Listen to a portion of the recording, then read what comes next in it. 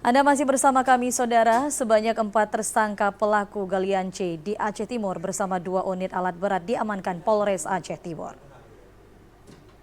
3 tambang galian C ilegal berhasil diamankan oleh Polres Aceh Timur bersama dengan pelaku dan alat berat. Aktivitas pertambangan mineral dan batu bara atau galian C tanpa izin ini di wilayah hukum Polres Aceh Timur diungkap oleh jajaran Satreskrim Polres Aceh Timur. Pengungkapan 2 kasus dilakukan dalam waktu yang sangat berdekatan.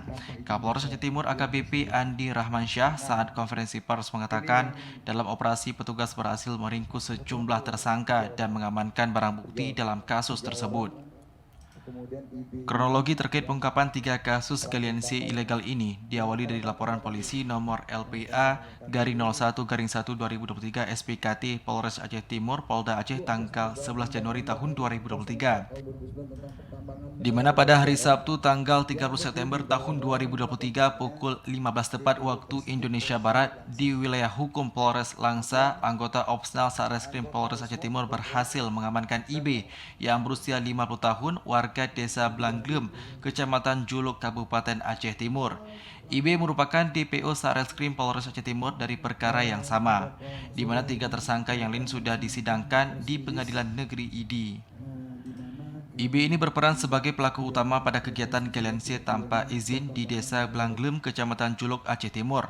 Pada tanggal 4 September 2023 diungkap kasus yang sama di wilayah Rantau Perlak dan berhasil diamankan 3 pelaku yakni MN, ZA, dan AB.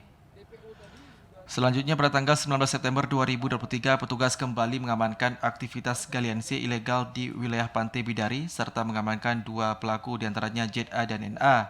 Adapun jumlah barang bukti 2 unit alat berat ekskavator. Akibat perbuatan mereka pelaku dijerat dengan pasal 158 Undang-Undang Republik Indonesia Nomor 3 Tahun 2020 atas perubahan Undang-Undang Republik Indonesia Nomor 4 Tahun 2009 tentang pertambangan mineral dan batu bara. Dari Aceh Timur, Said Maulana, TVRI Aceh melaporkan.